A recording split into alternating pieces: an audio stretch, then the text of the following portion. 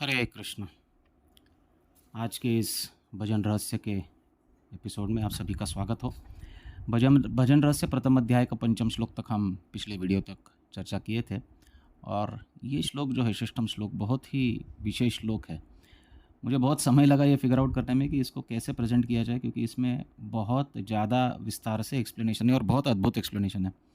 तो मुझे पता नहीं एक वीडियो में कवर होगा कि नहीं होगा। अगर नहीं होगा तो फिर हम इसको स्प्लिट करेंगे। तो षष्ठम स्कंद जो मूल ग्रंथ का है वो इस प्रकार से कहता है। हरिभक्ति विलास से कोट करते हुए भक्तिनाथ ठाकुर लिखते हैं कि ये न जन्म शतई पूर्वम वासुदेव समर्चिता तन्मुखे हरिनामानि सदा तिष्ठन्ति भारता। कहते हैं कि जिनके हजारों जन्मों तक, सैकड़ों जन्मों तक जिन्होंने पहले वासुदेव भगवान श्री कृष्ण की समार्चन किया है, समार्चिता सम्यक रूपेण अर्चन किया है, सम्यक रूपेण भगवान की पूजा अर्चना की है, उनके प्रति यजन किया है, उनकी भक्ति की है। तन मुखे हरिनामानि सदा तिष्ठन्ति भारत। केवल उनके ही मुख पर भगवान का नाम जो है ये सदैव तिष्ठन्ति, सदैव वर्तमान रहता है। ये नाम सदैव वर्तमान जो रहने की प्रक्रिया है, जिसको incessant chanting of the holy name Prabhupada कहे हैं कि वी शुड चैंट 24 आवर्स, ये बहुत महत्वपूर्ण क्रिया है। और ये क्रिया करने के पीछे का, या फिर ये क्रिया कैसे संभव हो सके, संपूर्णतया 24 घंटे भगवान का नाम हमारे जीवा पर कैसे वर्तमान रह सके। वर्तते नाम तुभ्यम, देववती माता कहती है ना, अहोबत यत् स्वपचतो यद गरीयन यद वर्तते नाम तुभ्यम यद जीवाग्रे वर्तते नाम तुभ्यम। जिनके जीवाग पर आपका नाम वर्तमान रहता है, ऐसा स्वपज भी जो है ये ब्राह्मण से गरीयन है। तो ये सदैव भगवान का नाम अपने जीवा के अग्रभाग पर वर्तमान रखना, ये एक विशेष गुण है भक्ति का, और ये एक विशेष प्रीरिक्विजिट है जो अभिष्ट सिद्धि कृष्ण प्रेम की प्राप्ति की हम बात करते हैं, उसके लिए ये सबसे महत्वपूर्ण कार्य है। और ये कैसे किया जाए, इसी का रहस्य हमको इस ग्रंथ में प्राप्त होता है।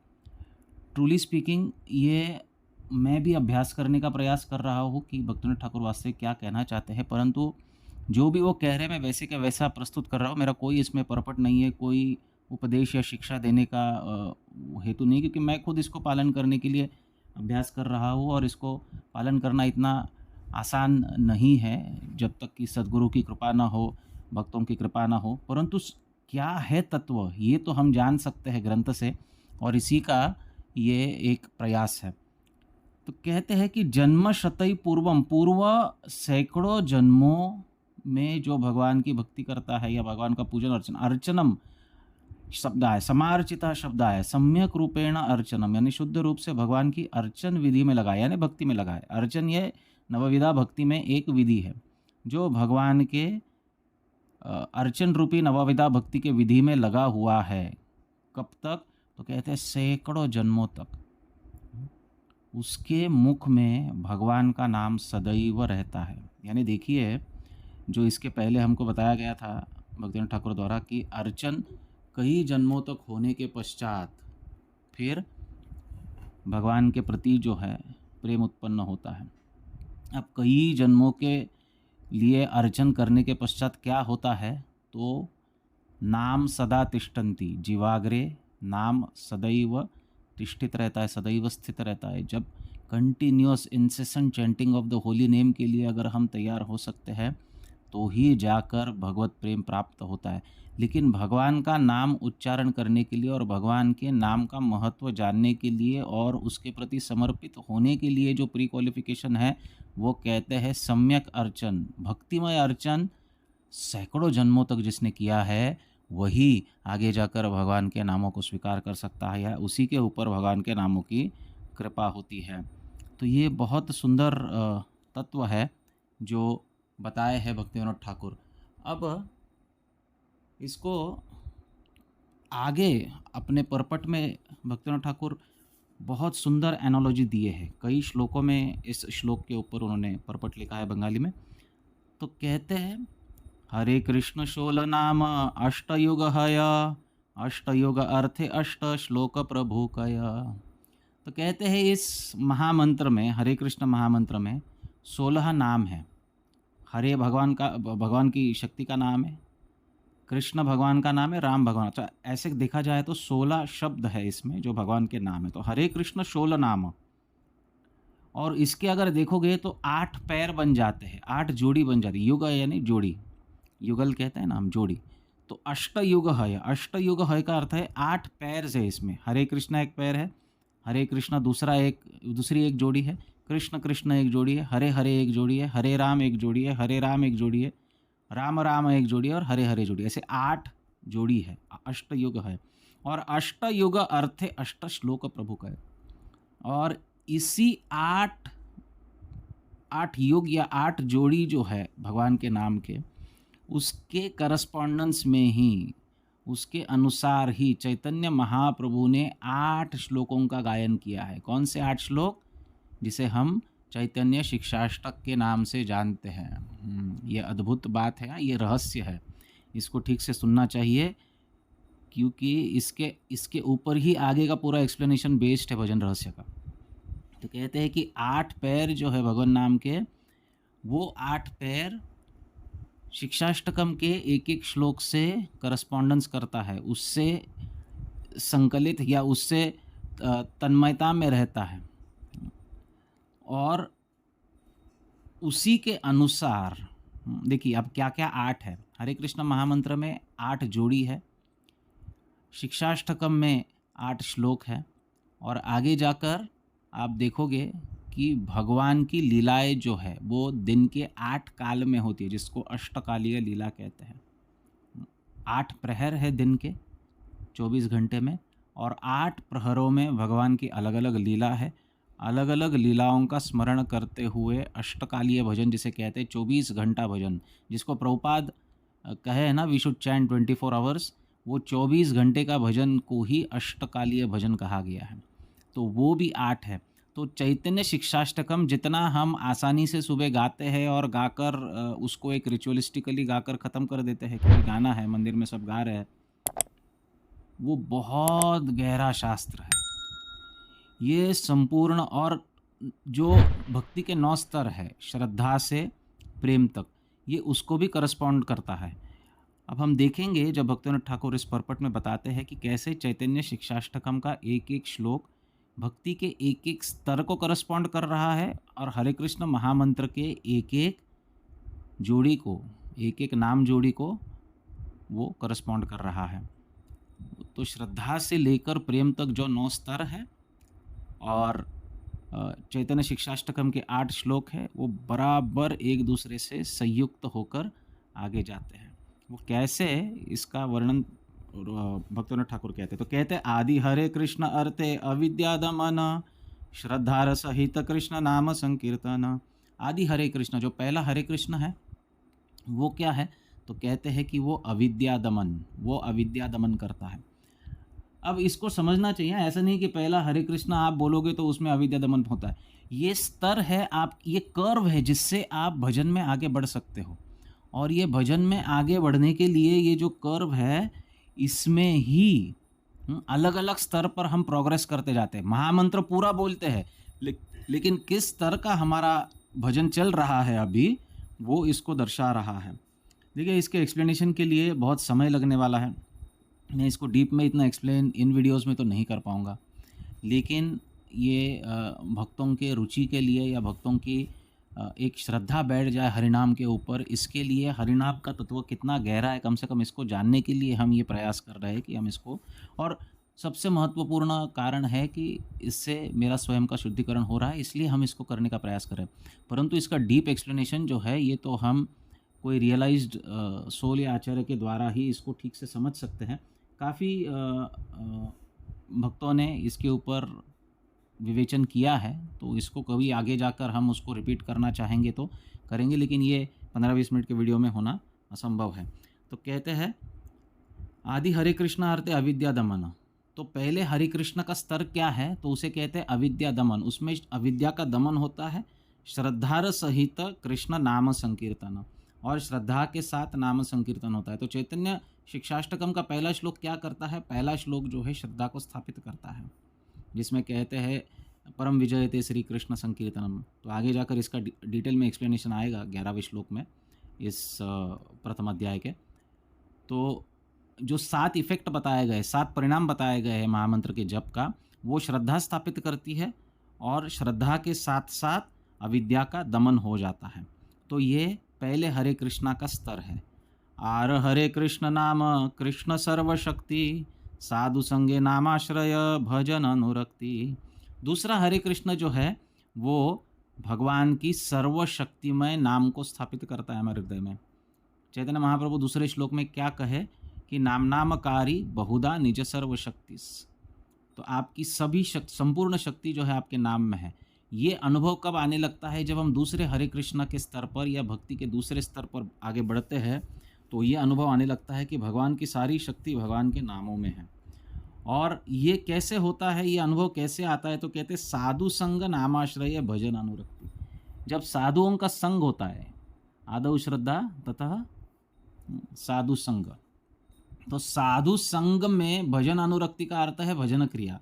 तो साधु संग और भजन क्रिया जब होगा, तो ये दूसरे हरे कृष्ण का स्तर है और वहाँ पर क्या होता है? भगवान की सर्वशक्ति का अनुभव होता है जो भगवान के नाम में है। सेत भजन क्रमे सर्वानर्थनाश, अनर्थापगमे नामे निष्ठार विकास। और यही स्तर है क्योंकि इसी श्लोक में एक और शब्द आता है दुर्दैवमिदृशम मिहाजनिनानुराग। तो ये दुर्दैव क्या है? दुर्दैव का अर्थ है अनर्थ। मेरा अनर्थ है कि मेरी अनुरक्ति इस भजन के प्रति नहीं हो रही है। तो इस दूसरे नाम के स्तर पर जब साधक भगवान के नाम से प्रार्थना करता है कि मेरे अनर्थों का शमन हो जाए, मुझ में कितने अनर्थ है, ये मेरा दुर्दैव है। आपकी शक्ति सब कुछ इस महामंत्र में आपने निवेशित की है, परंतु मेरा दुर्दैव है कि मेरा इसके प्रति कोई अनुराग नहीं है, कोई अनुरक्ति नहीं है। तो ऐसे करके उसका अनर्थ जो है वो नाश, सर्व अनर्थ नाश, अनर्थ निवृत्ति का स्तर जो है वो इसी में आता है और अनर्थ निवृत्ति होने लगती है। तृतीय विशुद्ध भक्त चरित्रे रसः, कृष्ण कृष्ण नामे निष्ठा करे आहरः। तो तृतीय जो पैर है यानी कृष्ण कृष्ण, उसमें क्या होता है? तो वो एक शुद्ध भक्त का चरित्र प्रदर्शित करने लगता है या उस चरित्र को देखकर जानकर भजन करने लगता है।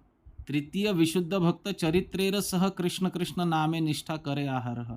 तो शुद्ध भक्तों के चरित्र को वो देखता है। शुद्ध भक्तों का चरित्र क्या है? शुद्ध भक्तों का चरित्र है तृणादपि स्तुनीचेन तरोरपि सहिष्णुना अमानीन मानदेन कीर्तनीय सदा हरि। तो ये इस चरित्र को अभ्यास करते हुए इन गुणों को विकास करने के लिए भजन करता है। तो तीसरे पैर जो होता है, तीसरी जो जोड़ी है, तीसरा युग जो है हरे कृष्ण महामंत्र में, वो हम में शुद्ध भक्तों के गुणों को धीरे धीरे विकसित करने लगता है। चतुर्थ, क्योंकि ये गुण तभी विकसित हो सकते हैं जब अनर्थों की निवृत्ति होगी। अनर्थों की निवृत्ति हुई तो गुण विकसित होने लगे और यही जो है ये निष्ठा का भी स्तर है। तृतीय विशुद्ध भक्त चरित्रे रसः, कृष्ण कृष्ण नामे निष्ठा करे आहरः। तो ये निष्ठा का स्तर है। अनर्थ निवृत्ति के बाद निष्ठा आती है। चतुर्थे अहैतु की भक्ति उद्दीपन, रुचि सह हरे हरे नाम संकीर्तन। चतुर्थ जो युग है, चतुर्थ जो जोड़ी है, वो अहैतु की भक्ति का उद्दीपन करती है। अहैतु की भक्ति, तो ये जो चतुर्थ श्लोक है, ये जो चैतन्य शिक्षाष्टकम का चतुर्थ श्लोक आता है, न धनम न जनम न सुंदरिम, इसमें अहैतु की भक्ति है। मुझे जन नहीं चाहिए, मुझे धन नहीं चाहिए, मुझे सुंदरी नहीं चाहिए, मुझे कुछ नहीं चाहिए। वो अहैतु की भक्ति का उद्दीपन इस चतुर्थ जोड़ी से होता है और इसमें रुचि स्थापित होती है। रुचि सह हरे हरे नाम संकीर्तन। तो रुचि सह ये हरे हरे नाम संकीर्तन करने लगता है वो। पंचमेते शुद्ध दास्य रुचिर सहित, हरे राम संकीर्तन स्मरण विहित। अब पंचम में क्या होता है? शुद्ध दास्य स्थापित होता है। शुद्ध दास्य का अर्थ क्या है? शुद्ध दास्य का अर्थ है आई नंद तनुज किंकर, मैं आपका किंकर हूँ। ये स्थापित होता है पंचम जोड़ी में। और तब रुचि के साथ और अब उसका पर्सनल कनेक्शन बनने लगा है वो भगवान की दास्यता के साथ। अब तक तो चतुर्थ जोड़ी तक उसका सब भौतिक कलमश जो है मिट गया, मिट गया, यानी वो अभी अहेतु की भक्ति के स्तर पर आ गया। इससे पहले वो हेतुपूर्वक भक्ति कर रहा था, अब साधन कर करके अब वो अहेतु की भक्ति के स्तर पे आया, और अब अहेतु की भक्ति के स्तर पर आकर अभी वो पर्सनल डिवोशनल सर्विस में लग गया है, वैयक्तिक जो भगवान की सेवा है उसमें लग गया। अब पहला भाव जो उत्पन्न होता है वो दास्य भाव उत्पन्न होता है, और दास्य भाव के साथ, शुद्ध दास्य के साथ, रुचि के साथ वो संकीर्तन करने लगता है। षष्ठे भावांकुरे हरे रामेति कीर्तना, संसारे अरुचि कृष्णे रुचि समर्पण। और षष्ठ जोड़ी जो है जिसमें हरे राम है, उसमें भाव अंकुरित होता है। पहले दास्य का भाव हुआ, अब उसको प्रेम का भाव अंकुरित होता है और वो कीर्तन करने लगता है। अब संसार से अरुचि होती है और कृष्ण के प्रति रुचि होती है। देखिए, इसके पहले भी रुचि हुई थी, अब कहते हैं कि फिर से रुचि होती है। तो ये रुचि क्या है? ये रुचि है आसक्ति। तो रुचि और आसक्ति में क्या अंतर है? रुचि जो है साधन के प्रति है, और आसक्ति जो है ये साध्य के प्रति है। रुचि जो है भजन के प्रति है, और आसक्ति जो है ये भजनीय के प्रति है। अब कृष्ण रुचि समर्पण, अब कृष्ण के प्रति रुचि हो रही है। इसके पहले रुचि क्या थी? रुचि सह हरे कृष्ण नाम संकीर्तन। इसके पहले रुचि जो थी वो साधन के प्रति थी, नाम संकीर्तन के प्रति थी। अब रुचि कहाँ है? अब रुचि है कृष्ण के प्रति, भजनीय के प्रति। सप्तमे मधुरा शक्ति राधा पदाश्रय, विप्रलंबे राम राम नामेर उदय। और सप्तम जो जोड़ी है उसमें मधुरा शक्ति राधा रानी के पदाश्रय, जो भगवान की अंतरंगा लादिनी शक्ति है श्रीमती राधा रानी, उनका पादाश्रय प्राप्त होता है। और विप्रलंब भाव में राम राम नामेर उदय, विप्रलंब भाव में, विरह भाव में जो साधक है भगवान के नाम का उच्चारण करने लगता है। और अष्टम जो जोड़ी है, अष्टम जोड़ी में अष्टमे व्रजेते अष्ट काल गोपी भाव, राधा कृष्ण प्रेम सेवा प्रयोजन लाभ। तो अष्टम जोड़ी जो है ये परमोच्च है। इसमें व्रजेते अष्टकाल गोपी भाव, इसमें ब्रज में जिस प्रकार गोपियाँ अष्टकाल यानी संपूर्ण अष्ट प्रहर भगवान का भजन करती है, उस प्रकार से साधक भजन में लग जाता है 24 घंटे। और राधा कृष्ण प्रेम सेवा प्रयोजन लाभ, और तब वो जाकर भगवान की प्रेम सेवा का लाभ उठाता है। तो ये जो शिक्षाष्टकम है ये कोई सामान्य श्लोक नहीं है। हम एक आचार्य कहते हैं कि संपूर्ण वैदिक वाङ्मय का सार जो है वो, उस वेदों का सार जो है वो वेदांत सूत्र है। वेदांत सूत्रों का सार श्रीमद् भागवत है। श्रीमद् भागवत का जो सार है कंडेंस्ड एकदम, वो भगवद गीता में आया है। तो लाखों लाखों श्लोक वेदांत सूत्रों में सारभूत हुए। वेदांत सूत्र का सार श्रीमद् भागवत में आया। श्रीमद् भागवत का सार जो है वो 700 श्लोकीय भगवद गीता में आया। और 700 श्लोकीय भगवद गीता का सार जो है ये 8 श्लोकों में भगवान दिए हैं, जो है श्री चैतन्य शिक्षाष्टकम। और इन 8 श्लोकों का भी सार है जो आगे जाकर हम देखेंगे, इसी अध्याय में वो प्राप्त होता है, जो अद्भुत है। तो ये भजन का रहस्य है। मुझे पता नहीं कितना अच्छी तरह हम इसको एक्सप्लेन कर पाए, लेकिन इसी आधार पर आगे एक्सप्लेनेशंस आएंगे तो एक एक वस्तु को ठीक ठीक समझ पाएंगे। ये अभी भी इसका इस संपूर्ण विषय वस्तु का बेस बन रहा है। इसको ध्यान से सुनिए, बार बार सुनिए, देखिए, श्लोकों को नोट कीजिए, स्क्रीनशॉट्स लीजिए, जो आपको करना है कीजिए। लेकिन आपको अगर इसको ठीक से समझना है तो इस वीडियो को बार बार समझना होगा। और अगर कुछ प्रश्न है तो आप कमेंट्स में लिख सकते हैं। लाइक, शेयर, सब्सक्राइब और कमेंट अवश्य कीजिए, क्योंकि ये ऐसी वस्तु है। देखिए, हरे कृष्ण महामंत्र क्यों जपना चाहिए, ये संपूर्ण सार इसमें आपको प्राप्त होगा। और प्रचार करने के लिए, भक्तों के लिए तो ये अद्भुत बात है, क्योंकि ये तत्व एक बार हमारे हृदय, ऐसा नहीं है कि ये हम जन सामान्य में जाकर प्रचार कर सकते हैं, परंतु ये तत्व जब हमारे हृदय में बैठ जाएंगे तो हमारा एक अलग लेवल का कन्विक्शन होगा। और जब कन्विक्शन हमारा होगा तो हम प्रचार जब करेंगे तो सामने भी लोगों को कन्विंस कर पाएंगे। तो अवश्य लाइक, शेयर, सब्सक्राइब कीजिए, कमेंट कीजिए। कोई भी अगर आपको जिज्ञासा हो तो पूछिए, ताकि हम और इनसाइट्स देकर आगे के वीडियोस में इसको सम्मिलित कर सकते हैं, आपके कमेंट्स को रिप्लाई दे सकते हैं। बहुत बहुत धन्यवाद। हरे कृष्ण।